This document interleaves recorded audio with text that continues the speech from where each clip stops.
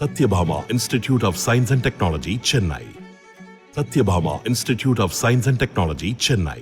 மதம் சார்ந்த பரப்புரையில் ஈடுபடக்கூடாது என்று ஏற்கனவே தெரிவித்திருந்த நிலையில் பாஜக மீண்டும் மதம் சார்ந்த அரசியலை கையில் எடுத்திருக்கிறது.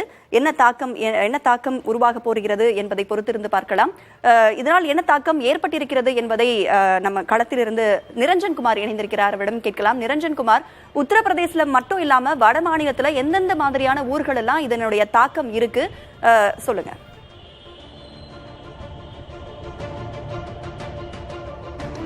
ராதா, இப்ப நம்ம இருக்கக்கூடிய இடம் மதுரா.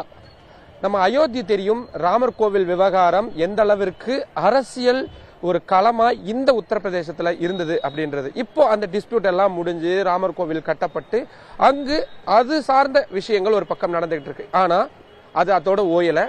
இன்னொரு விவகாரங்களா முன் வந்திருக்கக்கூடிய விஷயம் அப்படின்றது இந்த மதுராவை மையப்படுத்தி தான். எனக்கு பின்னாடி தெரியக்கூடிய இந்த இரண்டு வழிபாட்டு தலங்கள், ஒன்று கிருஷ்ண ஜென்ம பூமி கோவில், கிருஷ்ணர் பிறந்த இடம் அப்படின்னு இந்துக்கள் நம்பக்கூடிய கிருஷ்ண ஜென்ம பூமி. இன்னொரு பக்கம் இருக்கிறது ஷாகி இதாத் மசூதி, அவுரங்கசீப் அவர்களால் கட்டப்பட்டதாக சொல்லப்படக்கூடிய இந்த மசூதி. இந்த இரண்டு மசூதியும் இந்த இரண்டு வழிபாட்டு தலங்களும் தான் இப்போ உத்தரப்பிரதேச மாநிலம் மட்டும் இல்லாம ஒட்டுமொத்த இந்தியாவுடைய அரசியல் பேசு பொருள் களமா மாறி இருக்கு அப்படின்னு சொன்னா நம்மளால அதை மிகைப்படுத்தப்பட்ட சொல் அப்படின்னு நம்ம சொல்ல முடியாது.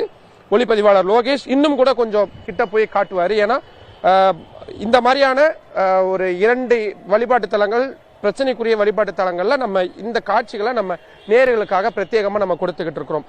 நீங்க கேட்டது மாதிரி என்னென்ன மாநிலங்கள் எல்லாம் இது தாக்கத்தை ஏற்படுத்தும், நான் ஏற்கனவே குறிப்பிட்டது மாதிரிதான் இந்த விவகாரம் பிரதமருடைய அந்த மதம் சார்ந்த பேச்சுகளாகட்டும், இல்ல உத்தரப்பிரதேசத்துல நிலவக்கூடிய இந்த மதம் சார்ந்த விவகாரங்கள், அரசியல் விவகாரங்களாகட்டும், அது நாடு முழுவதும் தாக்கத்தை ஏற்படுத்தும்.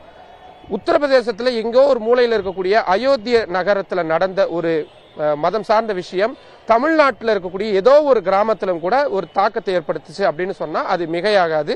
அதே மாதிரிதான் இந்த உத்தரப்பிரதேச தேர்தல் களத்துல இது பெரிய அளவுல எதிரொலிக்கும் அப்படின்னு எதிர்பார்க்கப்படுது.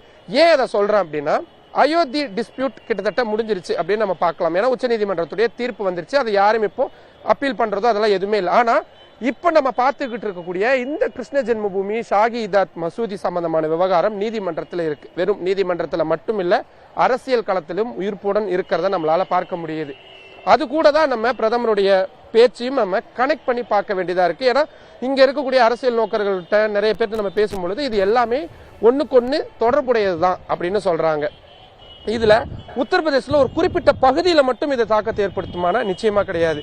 ஏன்னா உத்தரப்பிரதேசத்துடைய ஒட்டுமொத்த மக்கள் தொகையில கிட்டத்தட்ட 20% அதிகமாக இஸ்லாமியர்கள் இருக்காங்க. அவங்க ஒரே பகுதியில குவிஞ்சில்ல, எல்லா மாவட்டங்கள்லயும் அவங்க பரவலா பரவி இருக்கிறத பார்க்க முடியுது.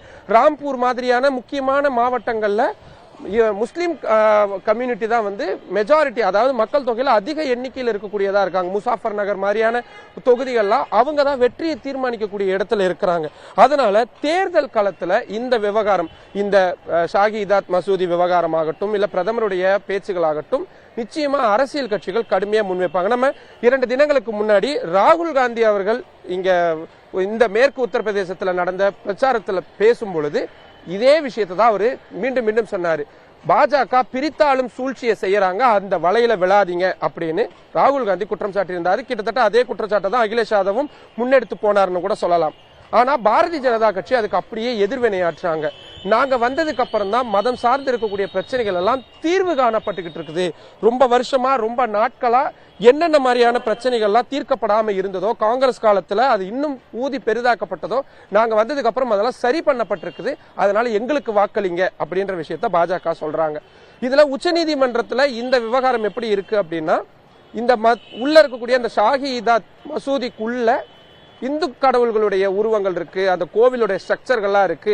அதை ஹிஸ்டாரிக்கலா சர்வே பண்ணணும் அப்படின்ற ஒரு விவகாரம் போய் அந்த சர்வே நடத்தக்கூடாதுன்னு உச்சநீதிமன்றம் ஒரு தடை உத்தரவு போட்டிருக்காங்க. அது வரைக்கும் மட்டும்தான் இருக்கு. ஆனா அரசியல் ரீதியா இதை இன்னும் கையில எடுத்து பெரிய அளவுல பேசிக்கிட்டு இருக்காங்க. கடந்த ஜனவரி மாதம் உத்தரப்பிரதேசத்தில் நடந்த சட்டமன்ற கூட்டத்தொடரின் போது முதல்வர் யோகி ஆதித்யநாத் மறைமுகமா இந்த கோவில் கட்டப்படும்னு சொல்லியிருந்தாரு. அதுக்கப்புறமா ஒரு வாரம் கழிச்சு உத்தரப்பிரதேசத்துடைய மாநில துணை முதல்வர் கேசவ் அவர்கள் சொல்லும் பொழுது, கேசவ் மௌரியா சொல்லும் பொழுது கண்டிப்பா இந்த இடத்துல கோவில் கட்டப்படும் அப்படின்னு வெளிப்படையாவே சொல்லியிருந்தார். அதுக்கப்புறமா உத்தரப்பிரதேச மாநில அமைச்சர்கள் மட்டும் இல்லாம பாஜகவுடைய அத்தனை முக்கிய தலைவர்களும் இதே கருத்தை வலியுறுத்திக்கிட்டு இருக்காங்க. இந்த தொகுதியில போட்டியிடக்கூடிய ஹேமா மாலினி அவர்கள், என்னுடைய கனவு இன்னும் இந்த தொகுதிக்கு நிறைய இருக்கு, அதுல ஒண்ணுதான் இந்த கிருஷ்ண ஜென்ம பூமியை இன்னும் பெரிதா கட்டுறது. கிருஷ்ண ஜென்ம பூமி எங்க கட்டணும் அப்படின்ற ஒரு கேள்வி நம்ம நேயர்களுக்கு தெரியும், எழலாம். 31.34 ஏக்கர் பரப்பளவு இந்த கோவில் நிர்வாகத்துக்கு சொந்தமானது. அந்த நிலத்துல தான் இந்த மசூதி கட்டப்பட்டிருக்கு அப்படின்றதுதான் இந்த பிரச்சனையுடைய மூலமான விஷயம். இந்த நிலம் யாருக்கு போகுது?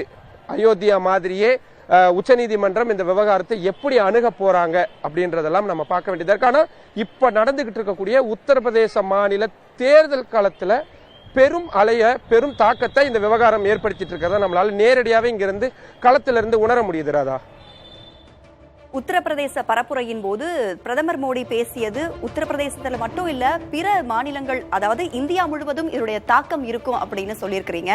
இதுல தேர்தல் ஆணையம் என்ன நடவடிக்கை எடுக்க போறாங்க, என்ன மாதிரியான அரசியல் தாக்கங்கள் இருக்கும் அப்படிங்கறத நம்ம பொறுத்திருந்து பார்க்கலாம். களத்திலிருந்து பல்வேறு தகவல்களை வழங்கியமைக்கு நன்றி நிரஞ்சன்குமார் மற்றும் ராஜீவ். உங்களுக்கும் நன்றி. Satyabhama Institute of Science and Technology, Chennai. Satyabhama Institute of Science and Technology, Chennai.